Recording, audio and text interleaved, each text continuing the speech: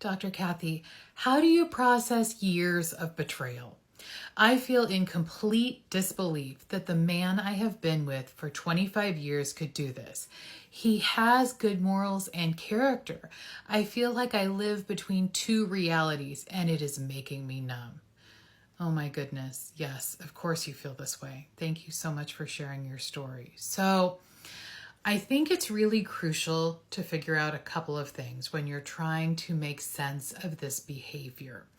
And tragically, the only way out of this really uncomfortable spot is through. We really have to try to understand, because if we don't try to make sense of it somehow, if we don't try to understand it, then we're not going to be able to reconcile somebody's, horrible behavior with what we think of as them being a good person, having a good character.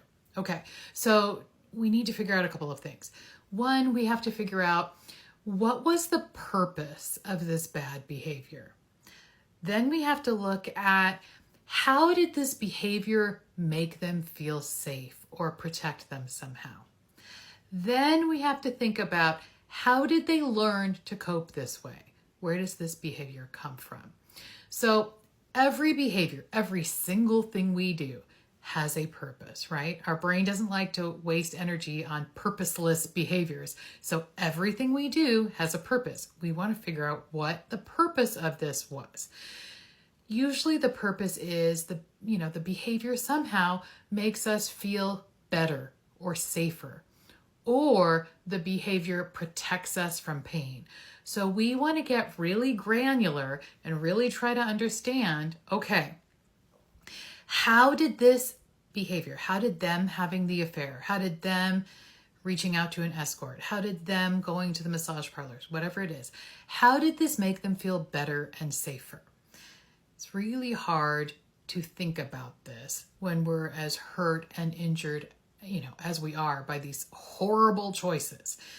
But if we can try to see it as this was a person, a creature trying to protect itself, take care of itself, help itself in a really unhealthy way, we can make it not about us and them trying to hurt us, and we can make it more about them trying to treat their pain.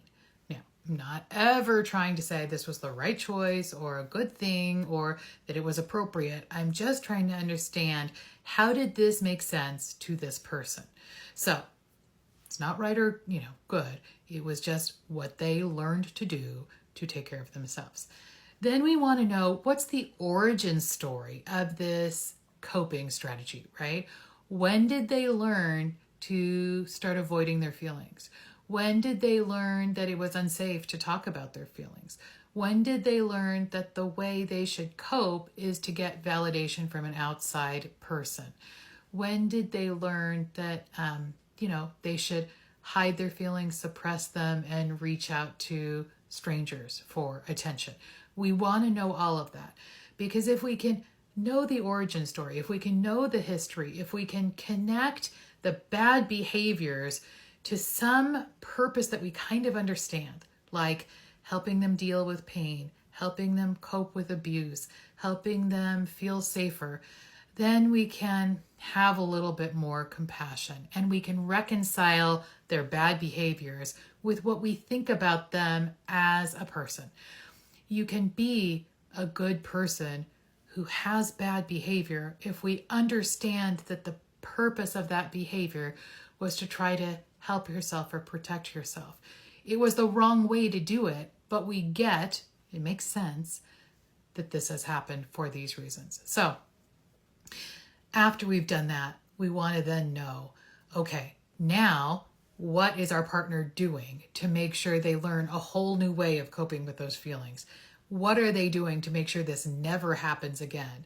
Because we want to know that we're safe, and we only feel safe if we feel like the threat is over and that we're not likely to be in this situation again. So I hope that gives you a place to start. I know it's a complicated answer to where you are in the journey, but see if you can find some of those answers and if they help you feel better. And if not, come back and tell me how you're doing and I'll try to give you a different answer. All right, big hugs to you.